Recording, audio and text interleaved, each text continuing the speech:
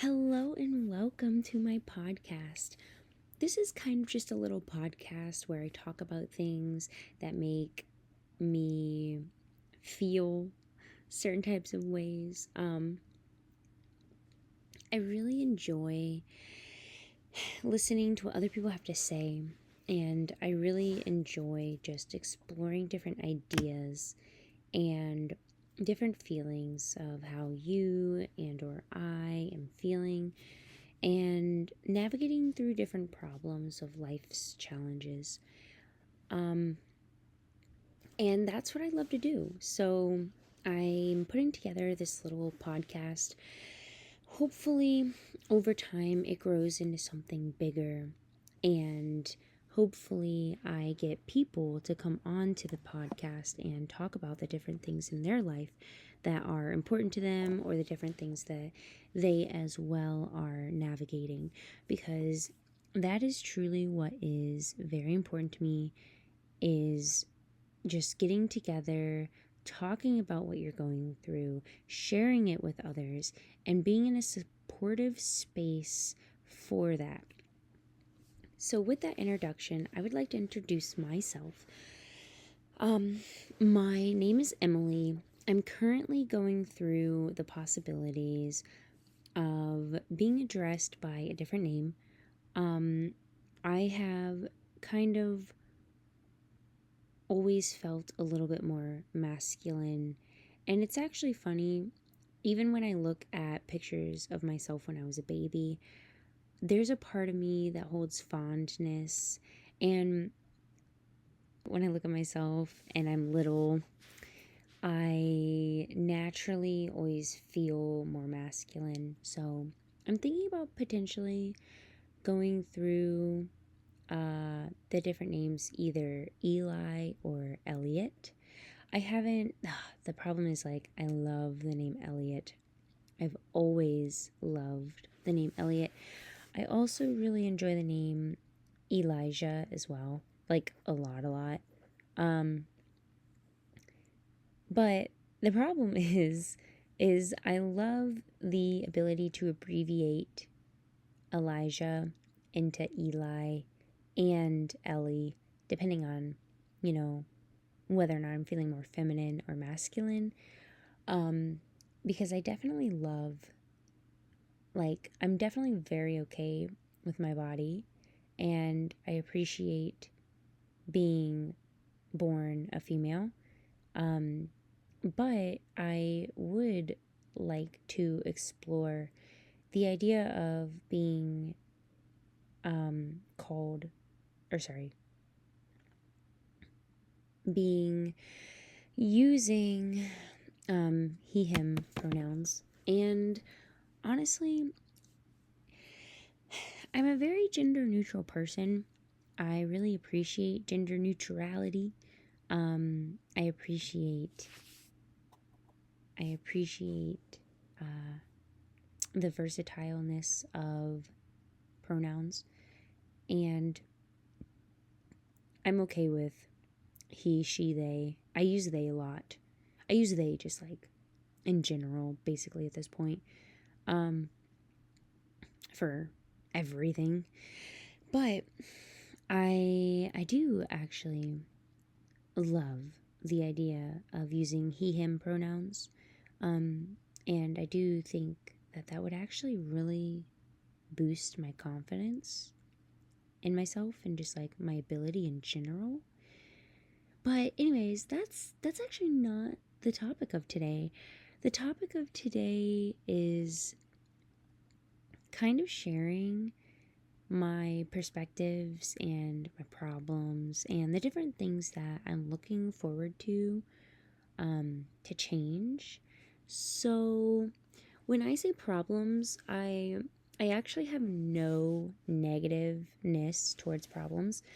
I know that sometimes people can look at problems and can automatically assume or feel a negative pull when we talk about problems. But for me, I have a very neutral viewpoint on the word problems. And I actually kind of find it fun because it's just saying, like, hey, I'm acknowledging that this is something that I have to work on, quote unquote. It's a problem at the moment. It's not in my mind. Problem isn't negative. It's neither negative nor positive. It just is. It's a thing. So, fun and exciting little things that we can work on and that I'm looking forward to. And I really just need a space to talk about this because I have noticed my mind is wild and it is hard to capture. It is hard to really figure out what works for me. And I have such a hard time um, going through with things and plans. And I have so much that like I want to accomplish, but I kid you not, my brain's wild. So I'm trying to figure out different ways and different methods of sharing my ideas to be able to boost my wanting to do them. And I really think sharing myself and my ideas, it's really important to me and it really keeps me motivated and it keeps me grounded where I am. So that's why it's important to me to share. And also, I'm just trying to explore the different ways of, okay, well, what do I need to do actually in order to achieve something? So we have vocally expressing things definitely gets me started. The next problem slash phase is visualizing. Visualizing is like so important to me. So if I could figure out a way to visualize and vocally express what it is that my plans and or what I want to accomplish, I think that maybe it could serve as a really good map to keep me motivated after my goals. Because I definitely know defining your why is like super important and writing things down and going back to, why are you doing something? I believe that that helps a lot.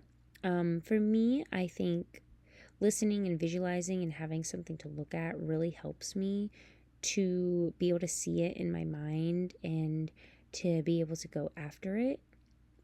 It adds action. And so with all that said, woot woot, that's awesome.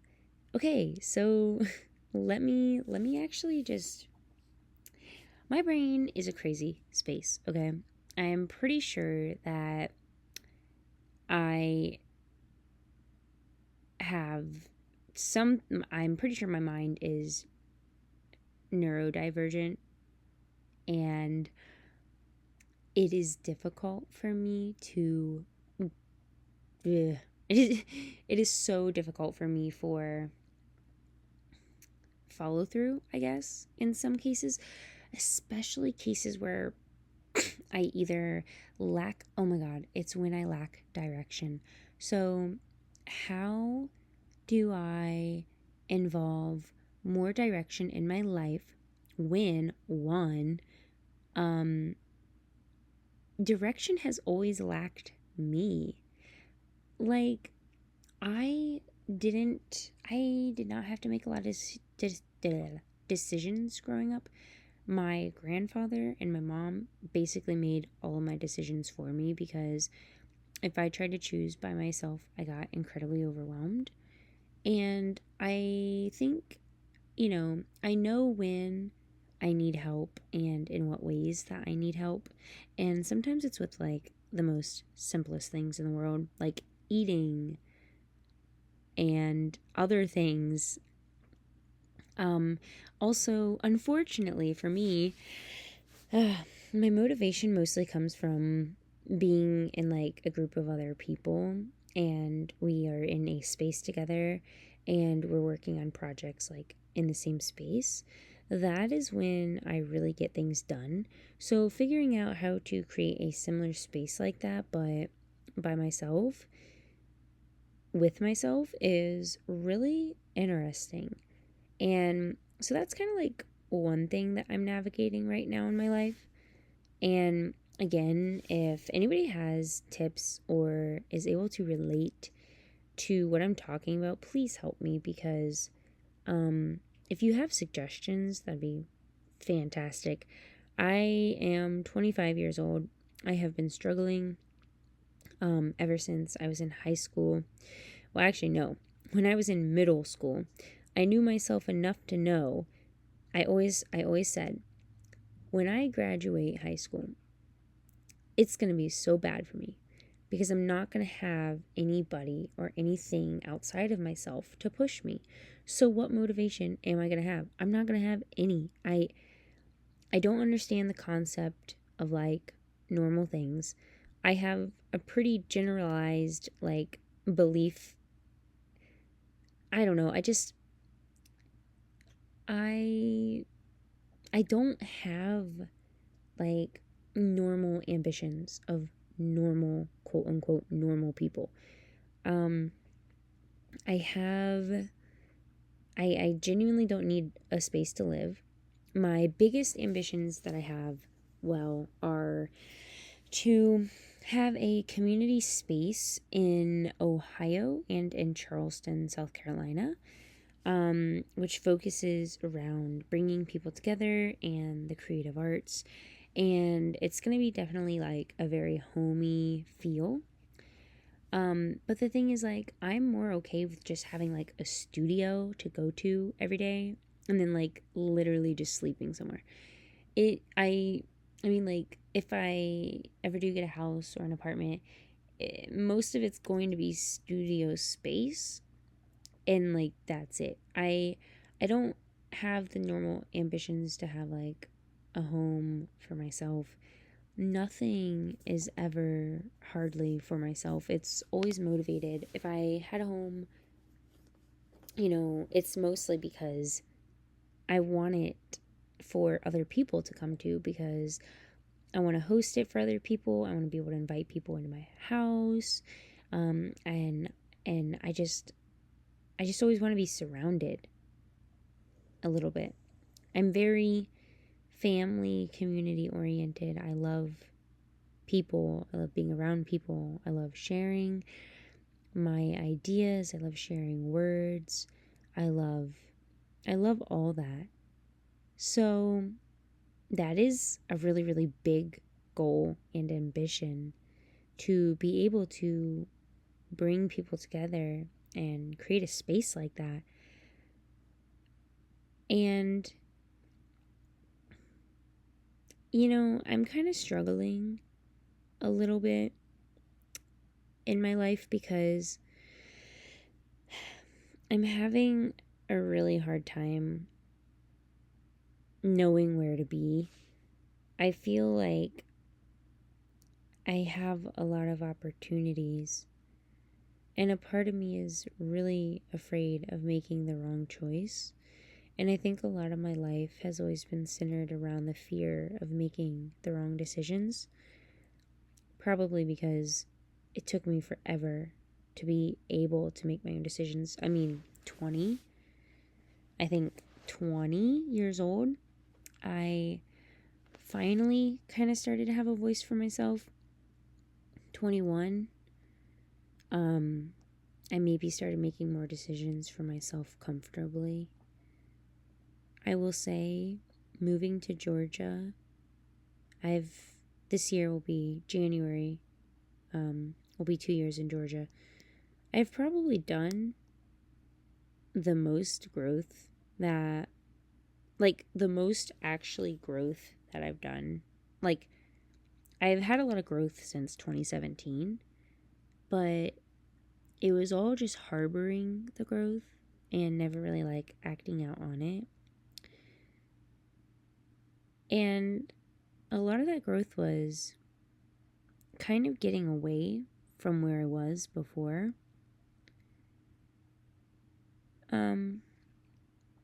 But I feel as if sometimes my problem is I focus too much on everything else around me and I'm not in the present moment. I had a conversation with my father the other day, which was very, very nice. And I got to talk to him, and it had been such a long time since I had talked to him.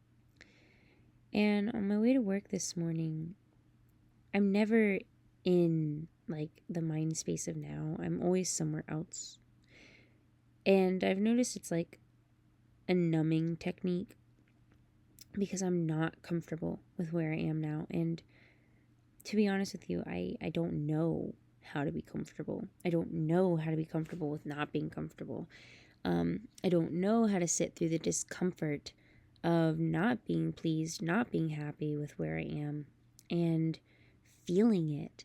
Like, it feels so not, like, I don't, there are times when I let my guard down on purpose to try to feel things and I want to puke because the feelings are so there in my face and they feel icky.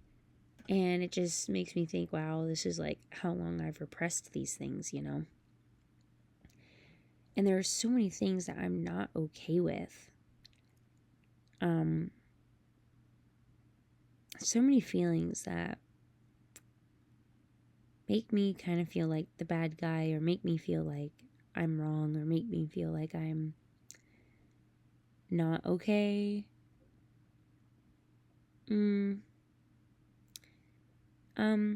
But yeah, so I realized I was just so tense while I was driving to work this morning. And I realized that I was like putting on an act, but nobody was even in the car. Nobody was there with me. I was like by myself. And it had just dawned on me that my entire body was insanely tense. And I was like, felt as if I was mentally putting on a front, but for myself, to get myself through things. And I continuously wear this mask or wear this front of intentional uncomfortableness or intentional, making my body stiff so that I don't think of uncomfortable things, so that I don't acknowledge that my real feelings, so that I don't acknowledge that I'm unhappy and I'm not okay with where I am and I feel gross, or I feel gross, disgusting, unacceptable, Debbie Downer, like unworthy, negative. And then, it kind of goes to anger. It goes like pissed. Well, I'm really pissed off at my life. I'm really pissed that I can't figure things out. I get mad at myself. And then it goes back to just feeling really, really bad. Like really gross again. Like it's almost unacceptable for me to have these emotions. Because, life doesn't suck, I guess. I have a good job. And I don't know, I also understand though that like you have to give yourself grace and you have to validate your feelings. So why not? I'm going to give it a shot at validating my feelings. I know that you feel upset about where you are right now in your life. It's because you're not okay with the things that you've done. You feel like it's hard. It's hard to live in an existence where you are consistently pretending like you're okay when you're not. You have to, and you know what? That's actually quite frustrating, actually. And it would make sense that you would be upset. It would make sense that you would feel like it's difficult to live this life. I mean, it is difficult because you're consistently putting on a front. But then it's even harder because how do you be open? How do you be difficult? I mean, if I'm open about how I feel, there's the potential chance that people are going to think I'm difficult, or that I am a bad person, or that I'm grumpy, or that I'm negative. But then it's also like, how do you make change? You know,